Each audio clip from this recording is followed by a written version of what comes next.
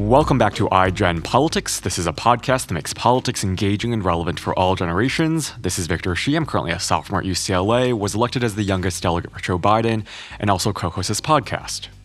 I'm Jill Wine-Banks, his co-host and the author of The Watergate Girl, based on my experiences as a Watergate prosecutor. And today I'm wearing a very special pin because you may know I'm known as the wearer of hashtag Jill's pins. And this pin says faux news because our guest today worked at one point for Fox News. Our democracy faces threats like never before. The former president continues to spout his big lie. The RNC just ousted the only two Republicans who are willing to even investigate the facts of January 6th. Republicans in Congress seem unwilling to make any compromise on important legislation like voting rights. Across the country, state legislatures are rolling back basic civil rights like reproductive freedom, counting votes cast, and more. But perhaps the worst threat facing our democracy is the fragmented media. We've certainly talked about it on our podcast before. The disparate misinformation communicated on cable news channels only divides our country further. Is there any way the media can change? How can people with differing views talk to each other in a civil and respectful way? And today we have a wonderful guest to help us talk about those issues. Kirsten Powers is someone who has had that experience. She's currently a columnist for USA Today and an on-air political analyst at CNN, where she appears regularly on Anderson Cooper 360, CNN Tonight with Don Lemon, and The Lead with Jake Tapper. She is also the author of a new book, Saving Grace: Speak Your Truth, Stay Centered, and Learn to Coexist with People Who Drive You Nuts. So that's something that, of course, we want to talk about because there are a lot of people who are driving me nuts. But more importantly to our topic today is that Kirsten previously appeared regularly on Fox News as a contributor known to be liberal. During her time on Fox, the Washington Post, in an article titled "A Liberal Working for Fox News," called her bright-eyed, sharp-tongued, and gamely combative. And Mediate called her Fox's liberal to be reckoned with. So we're very grateful to have you with us today, Kirsten, and thank you for joining us. It's great to be here. Thank you so much. So let's begin maybe by learning a little bit more about your fascinating career. You were born in Alaska and both of your parents worked as archaeologists. So that makes me wonder, how did you end up in law school and politics and news? Well, I was always interested in politics. My family was very politically minded, and so we talked about politics a lot at the dinner table. And so my mother actually grew up in Arlington, Virginia, which is right outside of D.C. So my grandparents were there. So we would go to D.C. and I always knew that I wanted to be in D.C. Doing something around politics. I didn't, that's about all I really knew. And so and so I ended up going to the University of Maryland, which is right by DC, and graduated and started working eventually. Like it was, I'd say after a couple of years out of college, got a job in the Clinton administration as a political appointee, and that kind of started me on my career path. Yeah, so I was reading a little bit more about you, and after college, you spent a year or so at Georgetown Law. I'm wondering, what was your goal when you started law school, and was it like Jill, who went to, I guess, get what she considered a better reporting job than she was offered straight out of journalism school undergrad?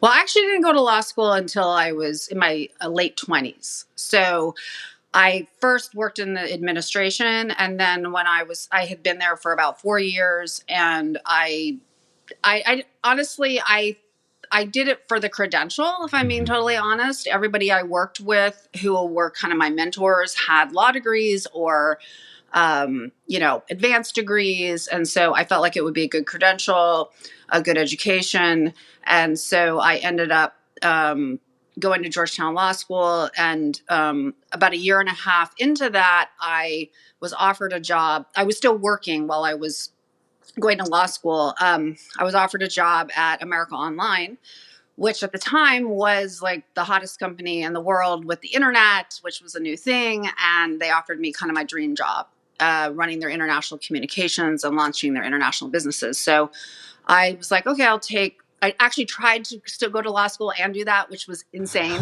And so after a semester of that, I deferred, and I always intended of going back, but then this job was amazing. And then I moved to New York, and I just never went back. So I'm like the dummy who did a year and a half of law school, which if anybody knows anything about law school is the hardest part. Like once you get to a year and a half, it like starts to be easy. So yeah. It turns out you and I actually have a lot in common. My first trial was in Alaska. And after, Oh, wow. And after my first year of law school, I took a leave of absence because if you're not there to be a lawyer, it's like you've just gone through the hardest year of your life spending a year in law school. And it's only motivating if you want to really be a lawyer. And I thought, I'm going to just go and take whatever job I can get in journalism. So I did. Yeah, I knew I didn't want to be a lawyer, but I found it fascinating. I was really blown away. I think a lot of what they teach in the first year of law school should be taught in college, if not high school. And so I really was like, wow, I can't believe I live in this country and I don't know all this.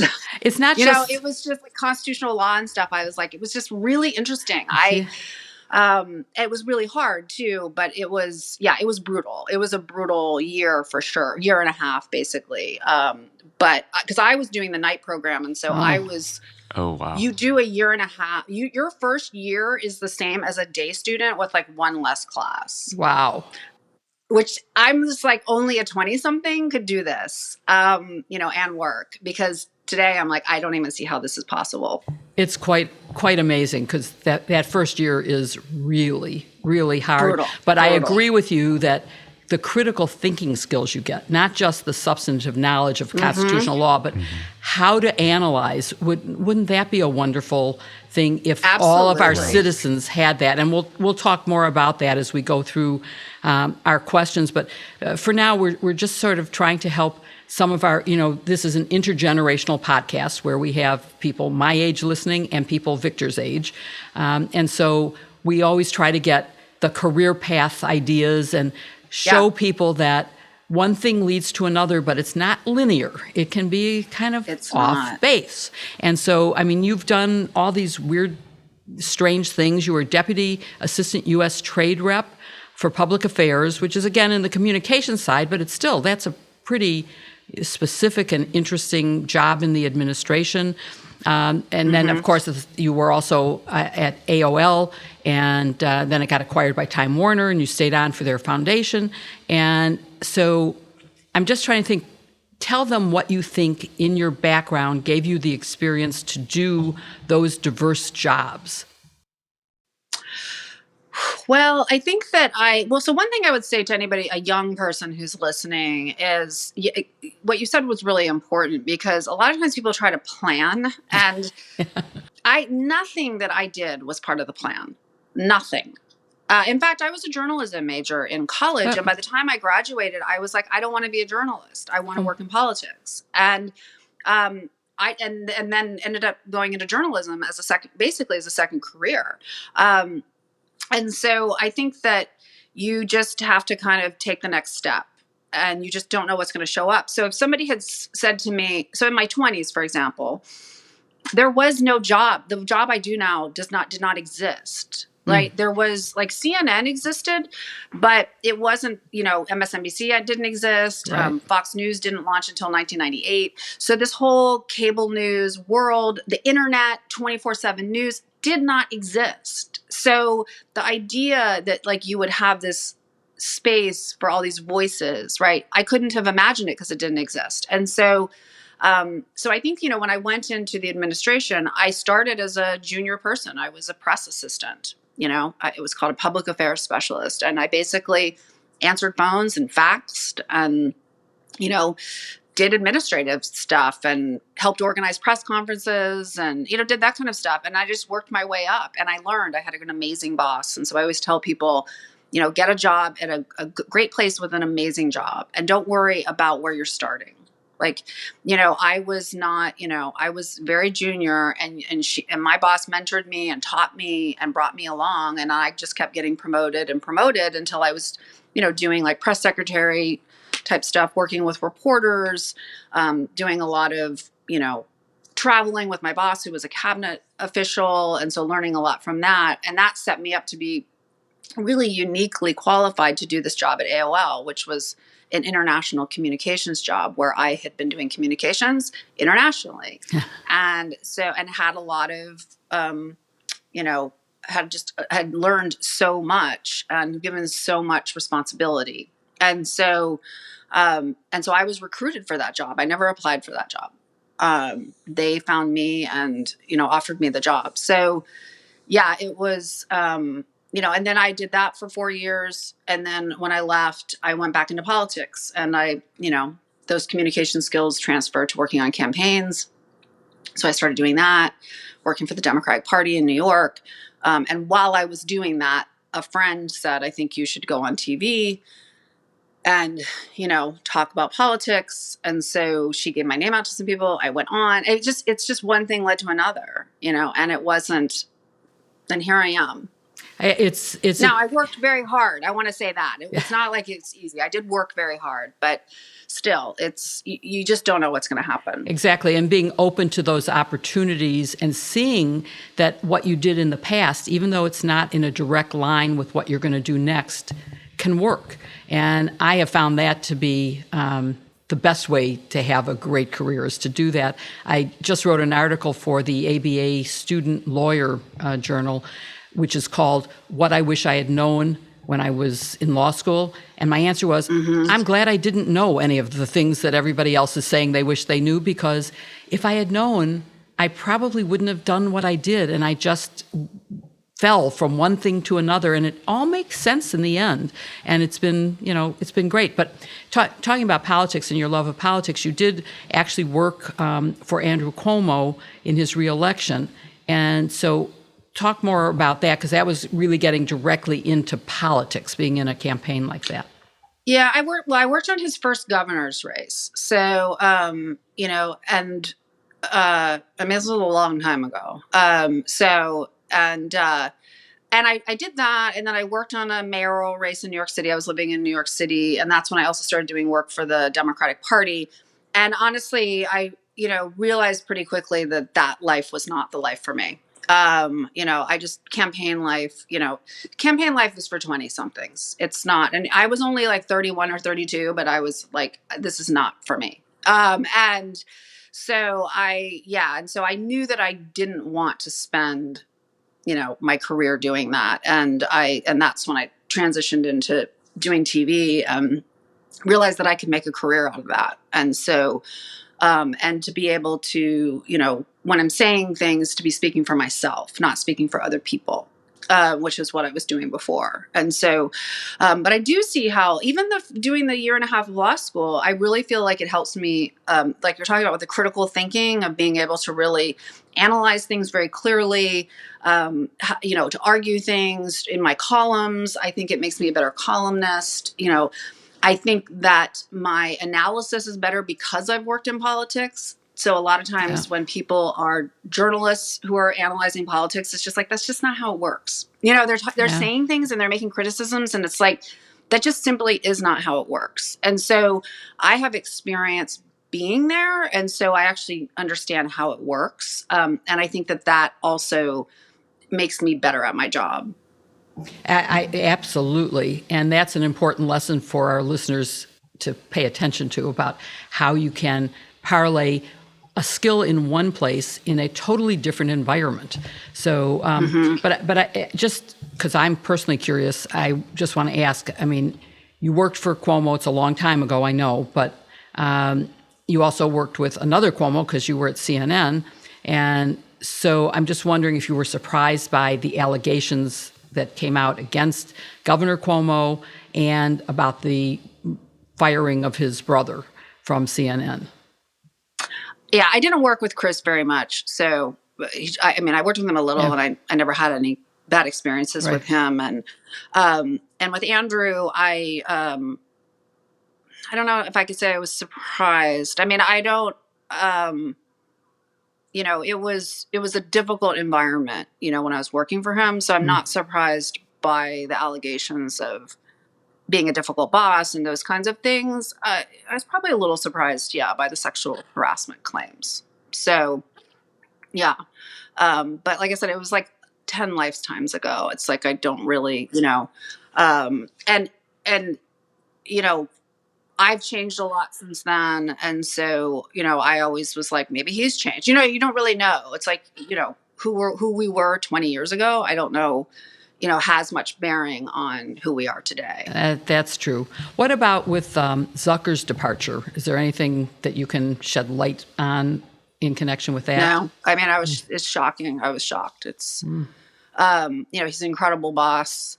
Just could not be a better boss. Everybody loves him. He's who he brought me to CNN. He's always been incredibly supportive. He's, the reason people love him so much is that he's very supportive, but he also is honest with you. So he doesn't, tell you, oh, I'm going to do this for you and then not do it. He just tells you what he's going to do. And if you ask for something that he doesn't think you're ready for, he says no.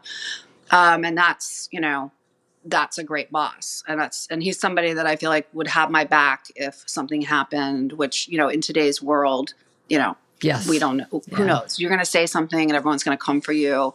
Who's going to see you in your totality, not as just, a liability that I need to throw overboard. So those are things that are really unique in a boss. So yeah, it's devastating. Interesting that he was a great boss. And it sounds like you've had some good mentors. And that's another feature I think that younger people don't always recognize, how important it is to find someone who will actually, help mentor you and let you progress. But you also mentioned something else important, which is that you have to ask. And that's something that particularly I think women don't recognize, is that you don't get things if you don't ask for them. But yes. So I think these are for sure. all interesting insights that will help our listeners. Yeah. Yeah. I mean, I think that, I know when I went to AOL from the Clinton administration, and I was 30 years old and I was like running an international communications office. I was a little in over my head. But I would always think my boss's name, who was my mentor, was Anne. And I'd be like, what would Anne do? It's like I had seen her in the pressure cooker. I'd seen her under, incredible pressure. And the fact that she, didn't give me too much, like always say, she was very similar to Jeff in that way, where I want more or whatever. And she'd say, no, you're not ready, and she brought me along at a pace where I would learn and not step out into something before I was ready. So I'm going to turn it back over to Victor, but I just want to say we recently had Jonathan Capert on the show, and he had the same sort of, he started out as a journalism, that's what he really wanted to do, but he ended up working for Bloomberg in his mayoral race, because he knew more about New York politics from being a journalist, and he knew that would be helpful.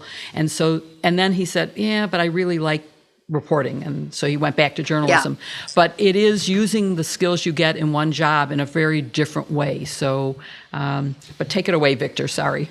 Yeah, no, I think young people will really benefit from this conversation. And I just want to go back maybe to your time at Fox News. While you were a contributor at Fox News, you were outspokenly liberal. I'm wondering, why do you think Fox News hired you as a Democrat? And do you think they would hire other Democrats now? Well, I don't watch Fox at all today, but I do see the clips and I see the stories about it and stuff. And it's not the same place. So no, they absolutely would not, because they won't even hire or retain people who are Republicans who criticize Trump. Yeah. So they're not going to have anybody who is probably very good at arguing with them about Donald Trump, which is really all they really talk about. It's not, I don't even think they're having like the conversations that they used to have, which would have been like a Democratic versus Republican point of view. I don't even know if that's going on. So no, they wouldn't hire me today and I wouldn't work for them today. So I think back then they wanted to have the debates, and one of the things that people were wrong about, I would say, is the idea that they didn't. The thing was, it was harder being a Democrat there, obviously, because I was always being triple teamed, quadruple teamed, right? It was like you just were constantly just hitting away. Like you had to have your arguments so down in order to to be able to fend that off, that I think a lot of people would go on there not realizing that, and they would walk away just like, what just happened? I don't want to do that again. Right. And so, which is understandable, a normal reaction, I would say. So in that way, it made me better at my job now, because I had to I had to really think through the way other people think, because you can't debate people well unless you understand where they're coming from. And so it forced me, when they would say things that I hadn't heard before, because I had mostly lived in a Democratic bubble. And I would think, that's crazy. That never happened or whatever. And then I'd go look it up and I'd be like, oh, actually, it's not totally made up. This is a different point of view. And I had to kind of learn that. And so I feel like now I'm much better at my job in terms of, talking to people, because I had to learn all of this and had to learn how to, get into the thinking of how other people think. And which was new to me. yeah, and New Republic wrote that you held your own debate at Fox News and quoted columnist Eric Wemple, who called you a ferocious advocate for her point of view. And I'm wondering, just kind of talking about the career and your career, did law school enable that? Or how much did law school help you in that process of thinking through the other side's argument and coming into the conversation with the best argument possible? Yeah, I think law school definitely helped in terms of, probably helped more with my writing, honestly. Legal writing is a really rigorous class. And I learned a lot about, argument and how to support your argument and all of those things. I think that I think that having to think about how other people think was just, I had to do it, because the people that I was working with just thought so radically differently than anybody that I knew. And I was curious too. I think, I was sort of curious when I got there, and I was like, oh, I kind of like some of these people. You know what I mean? And I was like, because I just had these ideas about Republicans or whatever, you know what I mean? And so I'd just be like, okay, now, and like I said, all the people I'm talking about are not there anymore. They've all been jettisoned because they were too rational and reasonable.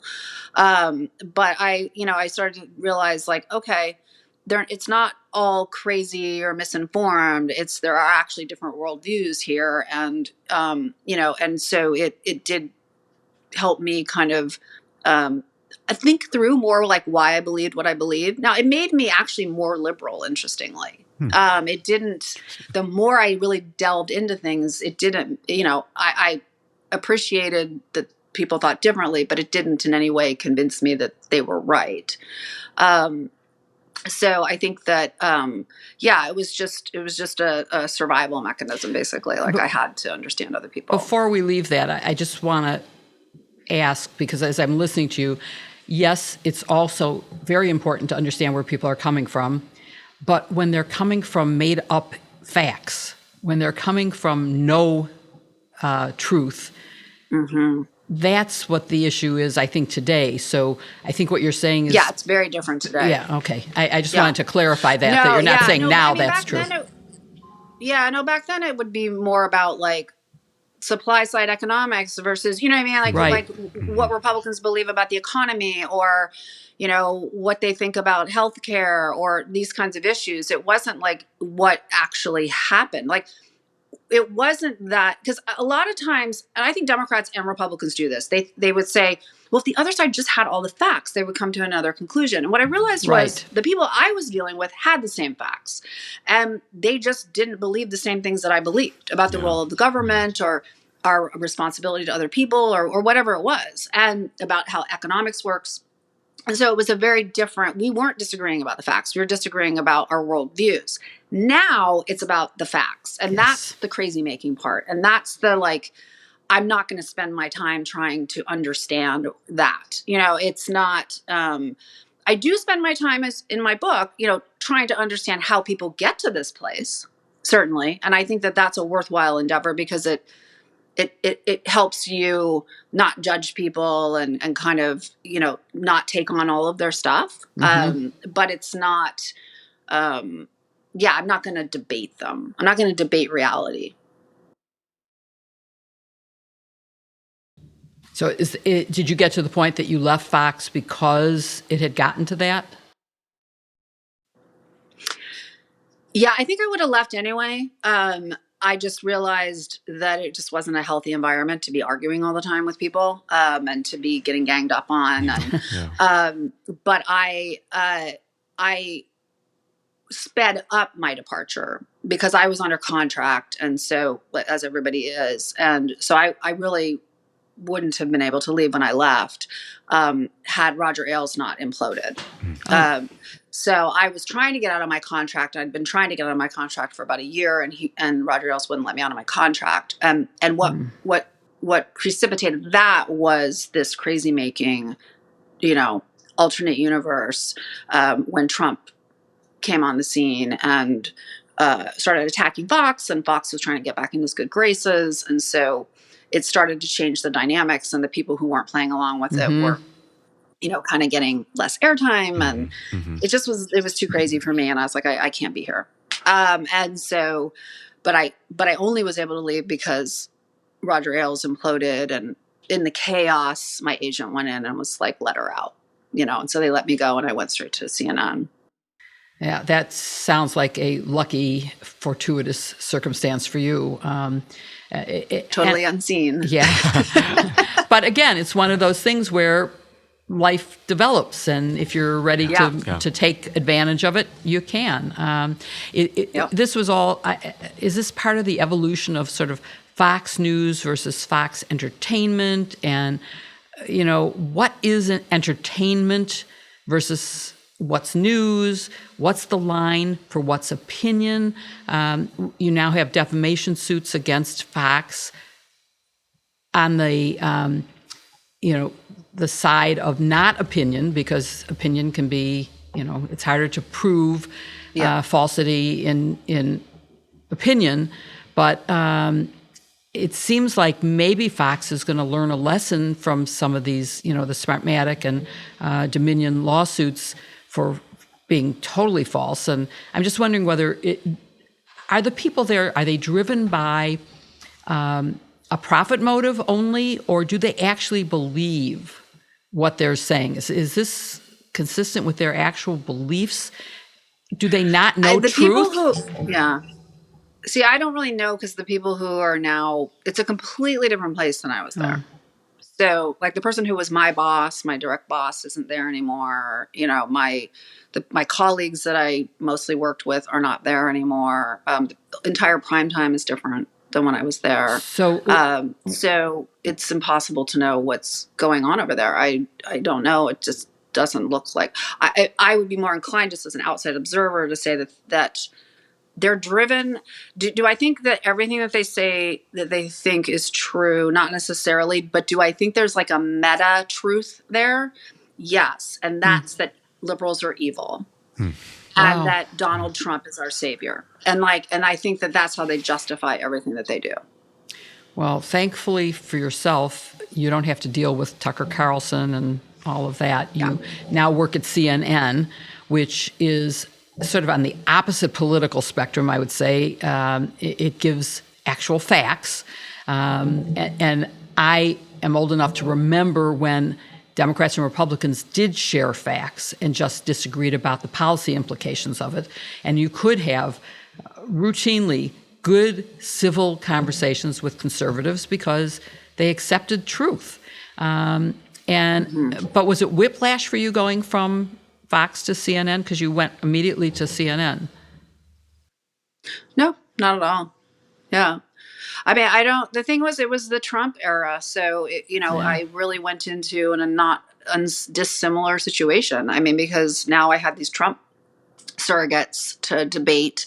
And so it was kind of the same thing happening again, unfortunately. We've gotten away from that. And so I feel like it's, a little, it's now that Trump is gone, I feel like it's gotten a little more bearable. Well, I'm not sure he's actually gone, but do you think there's any way that Fox News... I mean, he's not president, so we don't have to have people on who are representing his point of view. Exactly. Do you think there's any way that Fox News viewers can ever listen to CNN, or CNN viewers listen to Fox, or is there a way to get the facts to the Fox viewers?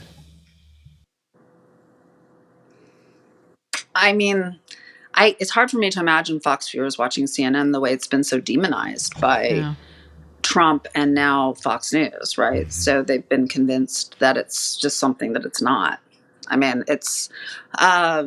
and I mean, the whole idea even of the media being like run by a bunch of like left-wing ideologues is just laughable. I know the surveys that show that most Democrats vote Democratic, but that's very different than being ideological. And I can't even honestly think of any reporters that I know that are ideological. It's not, and I'm not saying that I actually wish sometimes they were. You know what I mean? But they don't have opinions on these things, and they're not knowledgeable about them unless it's something they cover, but they're not really, it just isn't what people say that it is. It's like this idea that, CNN is some hotbed of liberalism. It's ridiculous, and so they're reporters for the most part, and they have people who have points of view. Like I have a point of view. I'm a political analyst. I'm allowed to have a point of view, but I don't see any of that. And so it's just not what they're being told that it is. I don't know how you get other facts to them because they're so bought into this. I mean, and Fox has created this idea that they're the only ones that are telling the truth, right? So people think like that's where they go to get the truth. I think this is a good transition into your book, Saving Grace, Speak Your Truth, Stay Centered, and Learn to Coexist with People Who Drive You Nuts. The subtitle suggests that you may have some answers about how to communicate across the political divide. So I'm wondering first, how did you deal with the extreme voices at Fox, and what can it tell to our audience about how to deal with people on the Trump spectrum? I think that those are different things. The people that I was dealing with at Fox on a regular basis weren't doing the things that we're seeing today. I mean, I was working with, Charles Krauthammer, Steve Hayes, Jonah Goldberg. I mean, these are conservative people, but they're not, making up stuff. Yeah. And I would go on with Hannity or O'Reilly and have the debates and stuff, but it's not, even that at its craziest is not what we're dealing with today. What we're dealing with today is, are people who, are on a spectrum, and some people are on a spectrum where they're believing things that aren't true because Donald Trump is saying them. And some people are on the spectrum where they've gone all in on conspiracy theories, QAnon, many people who've gone in on the conspiracy theory about the election being stolen. So, I think that you have to, one of the biggest things for me was I realized that it was just making me miserable because I was having to consume all this information. I was having to go on and debate people, and I was not able to keep a emotional distance from it. And so one of the things that I found Grace does, I say Grace creates space for other people to not be you. That doesn't mean that what they're doing is good. It doesn't mean that you're approving of what they're doing, but it is recognizing that they're doing it and not you. And you don't have to take on everything that they say. You can say, no, that's not true, and it's not okay. And then go to something that's actually going to help, right? So donate to an organization, volunteer. I could write a column. Somebody else could write a letter to the editor. You could, write something on do informative posts on social media that aren't incendiary, that are just informing people, that are amplifying voices of experts, those kinds of things. There are things we can do that don't involve letting other people drive us insane. And that was kind of revolutionary to me to realize that that I could see something and not melt down and be angry and in a rage all the time, and still care. Right. It's like, and so we don't have to do that. Now, I don't have any of these people in my family. A lot of people do. I have my sister-in-law's parents are big Trump supporters. So that would be the closest that I get to it. I see them, a couple of times a year, maybe. But for people who have it in their family, then I think you're dealing with a completely different thing. And that's why I do think it's important to understand how people get to this point. People want to say these people are bad people, they're evil people. These are people who've been misled. These are people who believe leaders who are telling them things that aren't true. They are people who have been indoctrinated for their entire lives that liberals are untrustworthy. They hate your children. They hate you. They want to destroy America. and and and so therefore they will only get their information from this one place. So it doesn't mean that you have to endorse it. It just means you don't have to label them as being inherently bad and evil and beyond hope, because I don't think they're beyond hope. I think that, if they're you're saying, how do you get facts to people? It's going to have to be through relationships. It's going to have to be through, and it's not going to be through you telling somebody off and telling them how stupid they are and how brainwashed they are and all these things. It's going to have to be through empathetic listening, relationships, sharing information over time, actually listening to them, and those kinds of things. And but it's not gonna be the way that, frankly, I just see most people doing it, which is just telling people how horrible they are. Yeah, it's just misinformed, not horrible. And I know I've tried to talk to Trumpers, and I lose patience faster probably than I should, because we don't have a factual predicate to have a discussion on. They make up facts, and they may actually believe them, because isn't that what propaganda is? Say it loud, say it often, and then people will believe it. And the people speaking it is the problem, because they don't believe it. They know that they're lying. They cannot possibly believe the big lie about election fraud. And so we now have basically toxic discourse is what you're describing in America. And it's not civil disagreements anymore. It's really shouting and feeling like you're going to go crazy. So other than misinformation, how do we cure that? I mean, that's the real issue, is how do you get facts to the people who have been misled by this misinformation? As I said, I'm very hopeful about the defamation suit and maybe making Fox start to say truth. I'm happy that Spotify is now, taking off off their platform the lies of Rogan. But it's going to take a lot more of that. What else can be done to overcome the gap in truth? I mean, it's what I just said. It's just going to be through relationships. It's not going to be through, I doubt Fox is going to stop saying things that aren't true. They're going to stop saying things that they can't get sued for, that they're going to get sued for. But I don't think that they're going to stop saying things that could be passed off as an opinion, right? And so I think that it's going to be done by people. I write about in the book about deep canvassing, which is a new way of persuading voters. So regular canvassing would be, you would go to in a neighborhood and you would knock on doors, and they'd open the door and you'd say, "Hi, I'm going to read you a list of facts of why you should support the political position that I hold," right? And it's not that effective.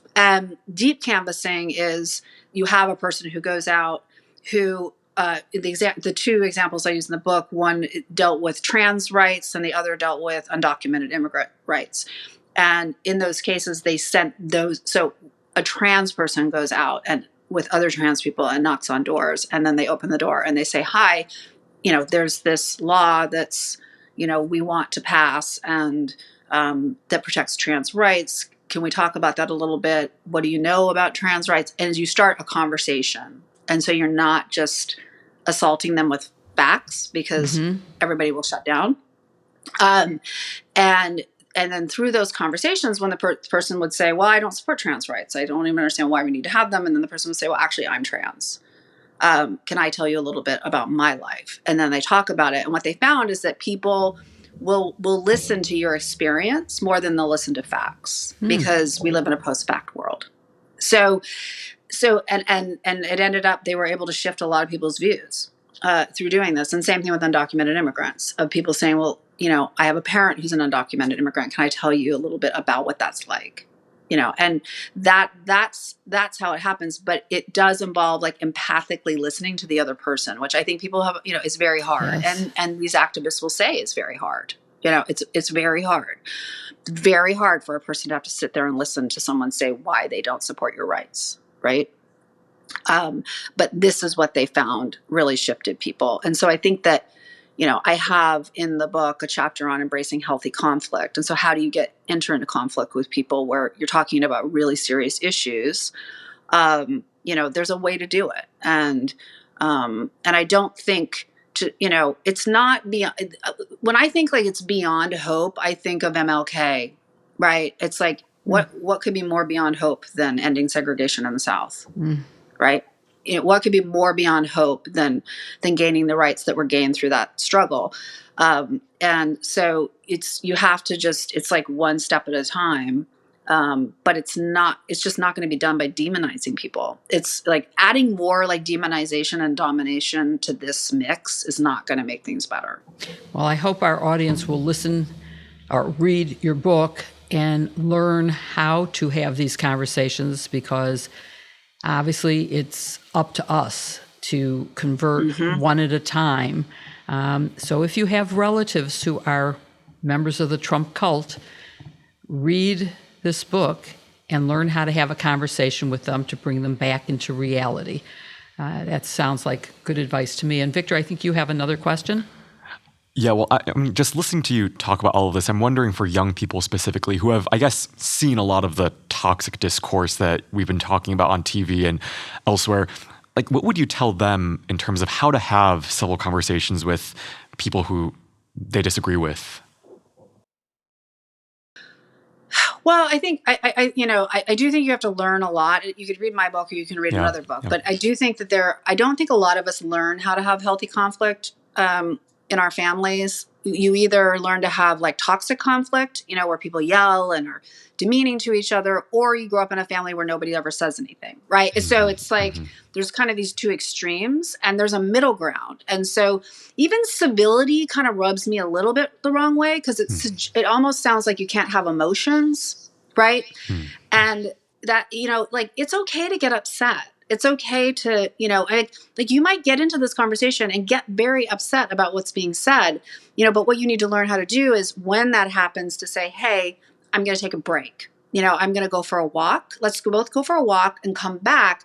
We're going to put some boundaries around how we're going to communicate with each other. And we're just going to agree. We're not going to name call. We're not going to yell. We're not going to be contemptuous. And if that happens, we'll stop. And so you have to, and there's some people who can't do that. So there are going to be some parents or family members who, just will start being toxic. They'll start being demeaning to you, saying, oh, all liberals this, all liberals that, or whatever it is. And you have to make a decision, is this a person who's just not interested in healthy conflict? At which point then the boundary is, we're not going to talk about this. Yeah. And like I said, go find another way to contribute to society. There's all sorts of things we can be doing. But if you can get the person to say, look, I care about this relationship. Can we have these conversations? But these are our boundaries. Then I think that you can enter into that. But you have to really recognize, like I said, also what your energetic boundaries are is like what your mom thinks about something is not yours. It's hers. And she's allowed to think that. And it doesn't make it okay and it doesn't make it good, but like it doesn't have to destroy your day. It doesn't have to destroy your week or your year, right? It's like, and when I first heard this, I couldn't get it. And now it makes so much sense to me. And I just know what I'm a no to. And sometimes when I see something, I'm like, I'm just a no to that. And I got to go do my yeses. Like I got to go do my stuff that's going to make a difference. Me arguing with you and having this crazy town conversation is not going to change anything. Yeah. And, and for people who want to have relationships with their families, sometimes it does mean agreeing to disagree on things and to not talk about them, and to enforce those boundaries. I think the best case scenario is that you can figure out the boundaries to have the conversations. That is going to mean you're going to have to listen to them, which can be very hard, to hear people saying things. But I think the more you can kind of get grounded into yourself and come into that situation in a grounded place, you'll be amazed at how you can kind of leave that over there with them and just say, okay, I know what I believe. I know what's important to me. And I'm going to stay calm and I'm going to say that, but I'm also going to remember Rome was not built in a day. Like, don't think the first conversation you have with them, they're going to change their mind. I've seen this happen with friends who grew up in evangelical families who are gay, watching their parents being completely opposed to eventually completely embracing. right? So it's, but it wasn't, this did not happen overnight. This was something that took time. So, and I think if you're the person who says, I don't want to take that time, this is a non-negotiable for me, that's fine. Like, everybody has to decide what works for them. And if you're like, either they're on board now, or I won't be, seeing them or in relationship with them, that's everybody's individual decision. Mm-hmm. I think that's such an important point, that these conversations and relationships take time. It can't just happen in one conversation or one 30-minute segment. But I think that is the perfect way to end this podcast. And both Jill and I, we hope our audience will read your book, find more of you. I know you're on USA Today, so hopefully read more of your columns there. But we are so grateful to have you on with us today. Thank you for having me. It was a great conversation. Thank you. I thought that was such an enlightening conversation, Victor. Did you learn a lot from that? I did, and I thought the way that we ended that podcast was great, because the way that she talked about being really intentional about boundaries and energy. We oftentimes come across people with whom we disagree. Many people spout conspiracy theories and lies, and sometimes the best way maybe is not to engage with them, and instead to find other ways to make your voice heard. And I think, if you want to engage with them, knowing that, it'll take a long time, really making that relationship something that you invest in and spend a lot of time and energy working toward. But I think, finding other ways to contribute to society. She mentioned a few, like posting on social media, doing a social media clip every day, or just, simply volunteering at an organization that you care about. Those things, I think, can be a lot more beneficial in the long run. And, you don't have to get crazy over one relationship. You can find other ways to contribute.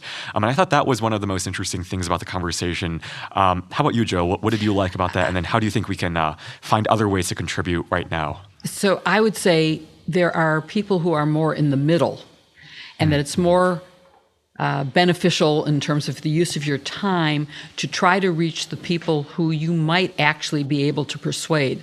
There are some people who are so far over the edge that I believe you'll never get them to believe the facts that you put in front of them. They won't believe their own eyes, even when they're seeing the invasion of the Capitol. Oh no, that was peaceful discourse. No, it isn't. And no one can see that and think that. But if they do and can't be changed, I would say those aren't the people it's worth spending your time on. Yeah. And the other thing you can do is to make sure that you get out the vote of the people who already believe as you do. And that's where your time is better spent. If you vote, and if you get out people of like mind to vote, who don't give up hope and say, it's just not worth it, I'm not going to do it. Yes, it's worth it. You have to do it. You have to fight at the local level. You have to fight at the national level. And maybe running for office is something you're willing to do. Maybe it's just being a poll watcher. Maybe it's just being that deep canvasser that she mentioned. Yes. Those are things that take a lot of time, but are worth engaging in. And so I would say that's where people should be spending their time to save democracy, which is really on the edge now. I was also just going to ask you about canvassing, because I know we've both canvassed before, and just for me as a young volunteer, young organizer on a campaign, I had actually never heard of the term deep canvassing, and I think it might be a interesting way for Democrats to organize in 2022 and 2024, and hopefully beyond then. I found this kind of whole conversation about, you approach a conversation maybe not on facts, but based off of just experience and opinion, and that's a better way to connect deeply with people. I don't know. Have you ever heard of that term, and what do you think of that? I hadn't heard of that term, and what I've experienced is when I've gone canvassing is I'm almost always given a list of Democrats. I'm not sent out to talk to Republicans. It's to make sure that the Democrats get out the vote, which goes to my point that is, of course, productive. I had in canvassing in Iowa for Hillary Clinton, there was a lot of, I'm just not sure. And sometimes you have to argue, well, your choice is between Hillary and Trump. Yeah. Who do you feel safer with? Well, Hillary. Well, then, okay, you may not love her, but that's your choice. So go and vote for her. But yeah, I mean, I love the idea of having these deeper conversations. Sometimes I got into some where someone I was talking to, for example, his daughter had been raped. And so that was a big issue for him, was reproductive freedom, because his daughter got pregnant from that rape. Yeah. And so finding out what people care about, what matters to them personally, is important. Yeah. It's a great tactic, and people will need training to do that, and be willing to do it. I can imagine how difficult it would be going to people who are opposed to trans rights and saying, I'm trans. We know that it works because the reason that gay marriage has been so widely accepted is because everyone now knows someone who's gay. And as a result, it's like, well, it's no big deal. I like that person. They should have the same rights. So it is getting to know people with different life experiences. I think that's great advice, and I think it's definitely something that we should get involved in. Running for office, canvassing, deep canvassing, but just making sure you get out the votes of people who you already know are easy targets. You know, sometimes the low-hanging fruit is ignored, and we shouldn't ignore the low-hanging fruit. But I thought it was a great conversation. I hope our audience did too, and I hope they'll be back next week for another great episode of iGen Politics. And we hope you'll subscribe wherever you follow your podcasts, whether it be on Apple Podcasts, Spotify. We're also on YouTube. If you want to listen to us or watch us on YouTube, you can find us there as well. And be sure to leave a 5-star review and rating, as that helps others find this podcast. Thank you so much for listening to this episode of iGen Politics.